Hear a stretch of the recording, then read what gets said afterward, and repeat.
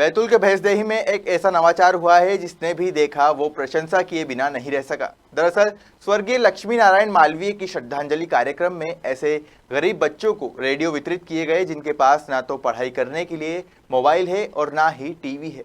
ऐसे बच्चे जो कि रेडियो स्कूल से पढ़ाई कर सके, इस उद्देश्य को लेकर भैंसदेही नगर के समाज सेवी अशोक मालवीय व शिक्षक गिरीश मालवीय ने अपने पिता के श्रद्धांजलि कार्यक्रम में बच्चों को रेडियो वितरित कर उन्हें शिक्षा की मुख्य धारा से जोड़ने का प्रयास किया है। समाज सेवी गिरीश मालवीय ने अपने पिताजी की श्रद्धांजलि कार्यक्रम में एक अच्छी पहल करते हुए बच्चों को रेडियो वितरित करने का जो काम किया है वह बहुत ही सराहनीय कार्य है।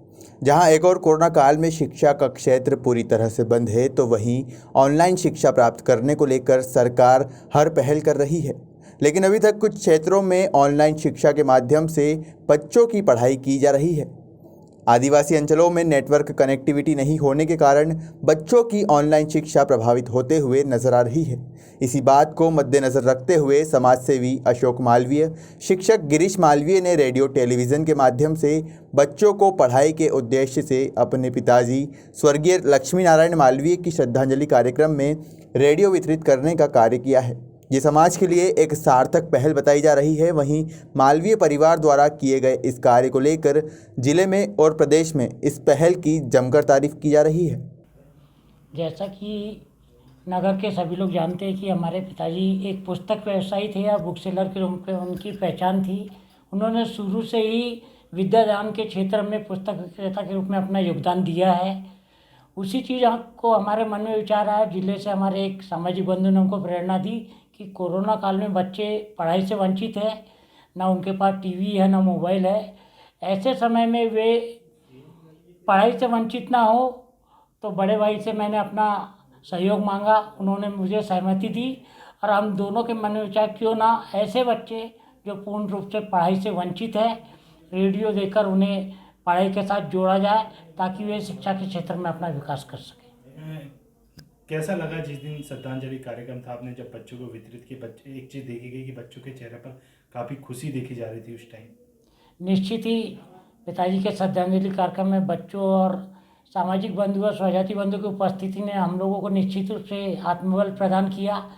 अच्छा लगा कि पिताजी को सच्ची श्रद्धांजलि उनके शिक्षा के क्षेत्र में उनका पूर्व का जो संबोधन था उसको देखते हुए रही। निश्चित ही हमको आत्मिक शांति मिली और हमें लगा कि हमने एक सार्थक पहल करके समाज को एक दिशा प्रदान की। कहीं ना कहीं आपकी इस सार्थक पहल से जो जिले के अधिकारी या शिक्षा विभाग के हो या प्रदेश के हो या देश के हो, वो सभी लोग आपके इस कार्य की तारीफ कर रहे हैं और कहा है कि इसी तरह से आम लोगों ने इसी तरह से सहयोग करते रहना चाहिए।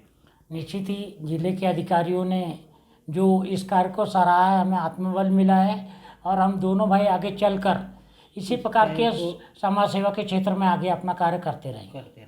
सर, भैंसदेही में एक श्रद्धांजलि कार्यक्रम में जो लक्ष्मी नारायण मालवीय जी की श्रद्धांजलि कार्यक्रम में उनके पुत्र द्वारा देखा गया कि गरीब बच्चों को 20 रेडियो वितरित किए गए। किस तरह आप इस पहल को मानते हैं, क्योंकि कोरोना काल में जहां एक और स्कूल बंद हुए और ऑनलाइन शिक्षा बच्चों को दी जा रही है, इस बीच में इस तरह से एक समाज सेवी की पहल, एक शिक्षक की पहल कितनी सार्थक मानते हैं आप? देखो शंकर राय जी, ये पहला मतलब के मामला ऐसा है कि इनके द्वारा जो है पूरे मध्य प्रदेश में क्या भारत में भी ऐसी पहल इनके द्वारा अपने पिता की श्रद्धांजलि में नहीं की गई है। क्योंकि यह बेल्ट हमारा आदिवासी क्षेत्र बेल्ट है। उनको लगा कि श्रद्धांजलि के साथ साथ में हम बच्चों को जो कोरोना काल के दौरान जो पढ़ाई में बाधा उत्पन्न हो रही थी उसके संबंध में हमने सोचा कि बच्चों को 20 रेडियो वितरण कर ये जो आदिवासी बच्चे हैं इससे ये लाभान्वित होंगे और इनके द्वारा जो प्रयास किया गया एक अभिनव प्रयास है। निश्चित तौर पर समाज में एक नई विचार उत्पन्न होगी इसमें। सर, क्योंकि आदिवासी अंचल होने के कारण नेटवर्क कनेक्टिविटी नहीं होती है, जिसके कारण बच्चों की ऑनलाइन शिक्षा नहीं हो पाती है। लेकिन रेडियो वितरित करने से कहीं ना कहीं बच्चे अच्छी पढ़ाई भी कर पाएंगे। बच्चे बहुत, जिस दिन इन्होंने रेडियो वितरण किया बच्चे बहुत प्रफुल्लित थे, आनंदित थे और मुस्कुरा करके वे सहर्ष अपने घर की ओर रवाना हुए और इससे जो बच्चे निश्चित तौर पर लाभान्वित होंगे। सर, जिस तरह से एक समाज सेवी ने ये पहल की है, क्या लगता है आपको कि आगे भी इसी तरह लोगों ने मदद करते रहना चाहिए? मदद करते रहना चाहिए। हमारे बहुत से शिक्षक साथियों ने भी मदद की है, जिसमें जन शिक्षा केंद्र बराहपुर में 20 रेडियो, चिल्कापुर में 5 रेडियो दिए। हमारे जनपद शिक्षा केंद्र में ही पदस्थ शैलजा सिकरवार ने प्राथमिक शाला धुड़िया पुरानी को एक LED टीवी वितरण की है। धावा संकुल में भी शिक्षकों के द्वारा LED टीवी खरीदी गई है, 3 प्रोजेक्टर खरीदे गए। चूँकि हमारा धावा क्षेत्र बेल्ट जो ऐसा है कि यहाँ पर रेडियो प्रसारण जो है ये अमरावती अकोला पकड़ता है, जिसके कारण उन लोगों ने रेडियो की तरफ ध्यान न दे करके LED टीवी खरीदने का पहल की है। और हमें ऐसा लगता है कि ये जो पहल जो शुरू हुई है, निश्चित तौर पर हमारा जो आदिवासी बेल्ट है, इस बेल्ट में बच्चे हमारे इस शिक्षा की मुख्य धारा से जुड़ेंगे और लाभान्वित होंगे। सर, कहीं ना कहीं कोरोना काल में देख रहे हैं कि शिक्षक लोग भी घर पे रह रहे हैं या ऑनलाइन पढ़ाई के माध्यम से बच्चों को पढ़ाई कर रहे हैं, तो उनका भी मन हो रहा है कि कहीं ना कहीं हमारे बच्चे पढ़े, हमारे बच्चों का भविष्य उज्ज्वल हो, इसलिए अब शिक्षक लोग भी आगे आ रहे हैं। देखिएगा, अभी दिनों दिन जो है इसमें केसेस ज़्यादा निकल रहे हैं।